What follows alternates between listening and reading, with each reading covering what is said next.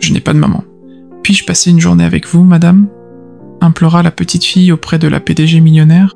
La petite voix perça le brouhaha des rires et des mélodies d'un accordéon jouant un air d'été sur les berges de la Seine. Catherine Dubois cligna des yeux, tirée de ses pensées, et baissa le regard. Une fillette, âgée d'à peine 3 ans, se tenait devant elle, vêtue d'une robe rouge légère, un peu usée. Elle serrait un ours en peluche élimé, ses grands yeux bruns scintillant d'espoir sous le soleil, des gouttes de sueur perlaient sur ses cils, et elle retenait son souffle, attendant une réponse. Catherine fronça les sourcils, surprise. Elle regarda autour d'elle, cherchant à comprendre cette demande. À quelques mètres, sous un platane, un homme observait, immobile. Son t-shirt était délavé, ses chaussures poussiéreuses, mais sa posture était protectrice, calme. Leurs regards se croisèrent. Ses yeux étaient chaleureux, empreints d'une force tranquille et d'une tendresse indéniable pour la fillette. Catherine se tourna vers l'enfant. Sa voix, d'ordinaire polie par des années de réunion à la Défense, s'adoucit. « Comment vous appelez-vous, ma petite ?»« Léna, » murmura la fillette. « Je veux juste savoir ce que ça fait de tenir la main d'une maman, aujourd'hui. » Ces mots touchèrent Catherine profondément. Elle déglutit, son souffle se mêlant à l'air chaud. Elle tendit lentement sa main, parce que c'est l'été peut être, méritons-nous un peu de joie. Le visage de Léna s'illumina. Sa petite main glissa dans celle de Catherine, comme si elle y appartenait.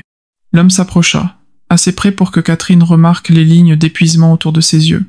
Il s'accroupit près de Léna et essuya une mèche collée par la chaleur. « Elle n'est pas aussi audacieuse d'habitude » dit-il en levant les yeux. Mais aujourd'hui elle avait besoin de demander. Catherine hocha la tête, la gorge serrée. « Elle est courageuse, tout comme son père » répondit-elle. Il n'y avait ni amertume ni excuse dans sa voix, juste une gratitude silencieuse qu'elle n'ait pas tourné le dos. Les berges vibraient de vie. Des enfants couraient, leurs sandales claquant sur les pavés. Des couples riaient sur des vélos. Un groupe jouait la vie en rose près du pont des Arts, où des guirlandes scintillaient au crépuscule. Partout le monde semblait chaleureux, sauf pour Catherine. Jusqu'à maintenant. Elle était impeccablement habillée, robe en lin crème, sandales blanches. Ses cheveux dorés encadraient un visage qui ornait des magazines. Mais sous cette façade, elle se sentait fragile, comme du verre prêt à se briser. Dans son sac, une carte de son conseil d'administration disait « Merci pour une autre année record. » Pas de mots manuscrits, juste un symbole stérile de succès. Et là, sur les quais, une fillette lui offrait plus de connexion humaine qu'elle n'en avait ressenti en 10 ans. « Voulez-vous marcher avec moi ?» demanda Catherine. Léna rayonna, hochant la tête. Charles, l'homme, sourit légèrement. Elle aimerait beaucoup. Ils marchèrent. Un trio improbable. Une millionnaire, un homme sans lassure, et une fillette aux sandales trouées, mais au cœur immense. Pour eux, cela semblait pouvoir les guérir. Les pavés crissaient sous les sandales de Catherine, la main de Léna dans la sienne. La fillette balançait leurs bras, sa robe rouge éclatante sous le soleil. Charles suivait à distance, veillant sur Léna avec une chaleur constante. Catherine jetait des regards en arrière. Charles hochait la tête, rassurant. Ils s'arrêtèrent à un stand de glace. Le vendeur riait de l'envie des enfants par cette chaleur. « Quel parfum, ma chérie ?» demanda Catherine. « Vanille, avec des vermicelles » répondit Léna timidement. Catherine sourit, payant avant de demander. « Raconte-moi quelque chose sur toi. »« Papa fabrique des jouets en bois.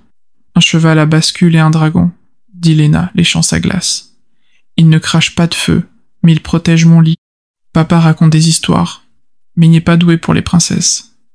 Il ne sait pas faire leur coiffure. » Catherine rit. « Peut-être que je pourrais essayer. J'ai lu beaucoup de contes. »« Vraiment ? Comme Cendrillon ?»« Cendrillon, réponse, même la petite fille aux allumettes. »« J'aime la petite fille aux allumettes, » murmura Léna, plus solennelle. Mais elle avait froid. Catherine marqua une pause, essuyant la sueur du front de Léna. « Faisons en sorte qu'aujourd'hui soit chaleureux, d'accord ?» Léna hocha la tête. Ils passèrent devant des stands de fruits et de chapeaux de paille. Catherine acheta un éventail en papier à Léna, qu'il agita comme un trésor. Charles observait, bras croisés, calme. Quand Léna se retourna, il lui fit un signe. Elle sourit et rejoignit Catherine. Le fil entre eux se resserra. Ils prirent un selfie devant une fontaine des Tuileries, joue contre joue. Catherine oublia un instant les réunions et le silence de son appartement haussmannien. Au centre du jardin, un kiosque illuminé brillait. Catherine aida Léna à accrocher un ruban coloré. Léna murmura « Vous êtes chaleureuse, comme une maman. » Catherine se figea, touchée par cette vérité. Quelque chose en elle se fissura. un chagrin scellé depuis longtemps. Elle avait rêvé d'un enfant, de berceuse, de câlin, mais la vie lui avait dit que ce n'était pas pour elle. Pourtant, cette fillette, pas la sienne, disait les mots qu'elle attendait. Catherine enlaça Léna. « Merci de m'avoir laissé être ta maman aujourd'hui. » Charles s'approcha, sentant le moment, et s'assit près d'elle. Catherine murmura « Vous avez élevé un ange. »« C'est elle qui m'a élevé, » répondit Charles, les yeux sur Léna. Ils sirotèrent des citronnades, le verre frais dans les mains de Catherine. Mais c'était Léna et Charles qui réchauffaient son cœur. Pour la première fois, elle se sentait présente, réelle. Le métro s'arrêta. Catherine, près d'un lampadaire, regardait Léna tenir la main de Charles. « Je me suis amusée, » dit Léna. « Vous êtes la maman la plus gentille, même si c'est juste pour maintenant. » Catherine s'accroupit, repoussant une mèche. « Merci de m'avoir laissé l'être. » Alors que Charles et Léna montaient dans le métro, Catherine hésita. « Puis-je la revoir ?» Charles regarda Léna, qui suppliait des yeux. « Si ça la fait sourire, je ne dirai jamais non. » 3 jours plus tard, ils étaient devant son appartement haussmannien. Charles ajusta son col, mal à l'aise. « Entrez, » dit Catherine. « Vous êtes invités. » L'intérieur était élégant, mais chaleureux. Parquet, lumière douce, odeur de lavande. Léna s'écria. « Ça sent les madeleines. » Catherine rit, la conduisant à la cuisine. « On va en faire. » Charles, hésitant, vit Léna avec de la farine sur le nez et se détendit. Catherine lui offrit un café simple. « J'espère que ça va. »« Parfait, » dit-il. Les visites devinrent naturelles. Catherine laissait Léna décorer des madeleines, dessiner sur son tableau, grimper sur ses genoux en réunion Zoom. Charles parla davantage de menuiserie, de livres, de sa vie avant les factures. Un soir, Léna endormit sur le canapé. Charles sortit sur le balcon. Les lumières de Paris scintillaient. Catherine le rejoignit, lui tendant une couverture légère. « C'est une enfant magnifique, » dit-elle. « Elle est tout, » répondit Charles. Catherine murmura. « Elle n'est pas votre fille, n'est-ce pas ?» Charles baissa les yeux. Non, pas par le sang, mais par chaque battement de cœur. Catherine toucha sa main, une reconnaissance silencieuse. Il n'était plus des visiteurs, quelque chose changeait. Une nuit d'été, Charles rentra tard et trouva un panier en osier sur son seuil. À l'intérieur, un bébé dans une couverture rose, avec une note. « S'il vous plaît, ne la détestez pas. » Il fixa ses yeux bleus, calmes. Il ne savait pas tenir un bébé, mais il ne pouvait pas l'abandonner. Il l'a pris chez lui. Les nuits furent un tourbillon de pleurs, de recherches à 3 heures du matin. Il vendit ses biens, prit des petits boulots pour payer le loyer et le lait. Mais Léna ne manqua jamais d'amour. Il lui lisait des contes, fredonnait des chansons. Il l'appela Léna, pour l'espoir. Dans la cuisine de Catherine, Léna dormant à l'étage, Charles raconta. « J'étais terrifié, mais je ne pouvais pas la laisser. »« Pourquoi pas les services sociaux ?» murmura Catherine. « J'étais juste le seul qui n'a pas tourné le dos. » Catherine partagea son propre secret. « À 27 ans, je pensais être mère. J'ai entendu un battement de cœur à 12 semaines.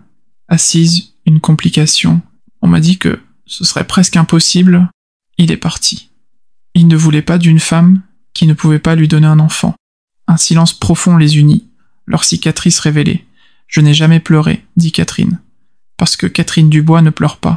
Charles la regarda avec des yeux qui comprenaient. Catherine n'eut pas à être forte. Elle pouvait être. Les jours se fondirent dans des routines. Catherine apprenait à Léna à écrire sur un tableau noir. Léna traça maman et sourit. « C'est vous. » Catherine trembla. Charles, entendant, resta silencieux, ému. Léna demandait des histoires à Catherine, une routine autrefois réservée à Charles. Catherine cherchait son approbation avant chaque geste. Mais les sentiments grandissaient, pour Léna et pour Charles, un homme simple, loin des arrogants de son monde.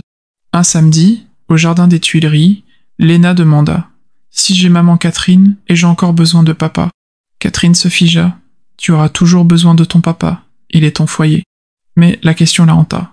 Ce soir-là, elle ne vint pas dîner, prétextant une urgence. Charles lut son message, s'assit seul, se demandant ce qu'il avait fait. Catherine, dans sa voiture, luttait contre la culpabilité. Et si son amour pour Léna volait quelque chose à Charles? Et si ses sentiments pour lui étaient réciproques? Elle disparut, cessant tout contact. Charles protégea Léna. Cuisinant, lisant, sculptant, mais la nuit, il s'interrogeait. Puis Léna tomba malade, fiévreuse sous la chaleur. Charles la porta à l'hôpital. Après des heures, la fièvre persistait. Il appela Catherine. 20 minutes plus tard, elle arriva, s'agenouilla près de Léna, pressant un linge frais sur son front. « Maman est là. » Ils restèrent ensemble. Léna s'apaisa dans les bras de Catherine. Charles, observant, s'approcha. « J'avais peur qu'elle t'aime plus, » murmura-t-il. « Elle a besoin de nous deux. » Catherine serra sa main. Quelque chose guérit, pas tout, mais assez. Un an plus tard, Paris brillait sous le soleil d'août. Leur maison près du canal Saint-Martin était simple. Plancher craquant, meubles en bois, odeur de lavande. Catherine préparait une salade, Charles sculptait un bateau pour un centre d'accueil.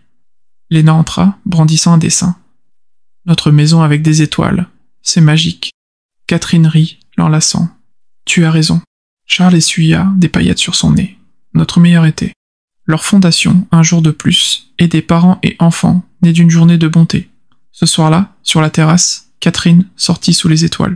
Charles la rejoignit, lui tendant une écharpe. « Toujours heureuse ici ?» demanda-t-il. « J'ai raté des tartes, mais je n'ai jamais été aussi heureuse. » Il tendit une boîte en bois. À l'intérieur, une bague en chêne. Il s'agenouilla. « Tu es le miracle dont je ne savais pas avoir besoin. Veux-tu être ma femme ?» Catherine s'agenouilla, riant à travers ses larmes. « Oui, construisons cette vie. » Léna, regardant par la fenêtre, cria. « Maman a dit oui. » Un an plus tard, Catherine avait quitté son poste de PDG. Leur maison vibrait de rire. Léna, à l'école, parlait de ses parents. Pas de luxe, mais des pique-niques, des crêpes, des dessins à la craie. Une soirée d'août, ils retournèrent aux Tuileries. Léna entre eux demanda « Tous les jours ensemble? Pour toujours ?»« Pour toujours, dirent-ils. » Léna sourit. « J'ai maman Catherine, pour toujours. » Catherine s'agenouilla, en larmes. « Oui, ma chérie. » Ils s'enlacèrent sous la brise, une famille par choix. Si cette histoire a touché votre cœur, gardez sa chaleur vivante. Likez si le souhait de Léna vous a ému, partagez avec ceux qui croient au miracle d'été. À bientôt.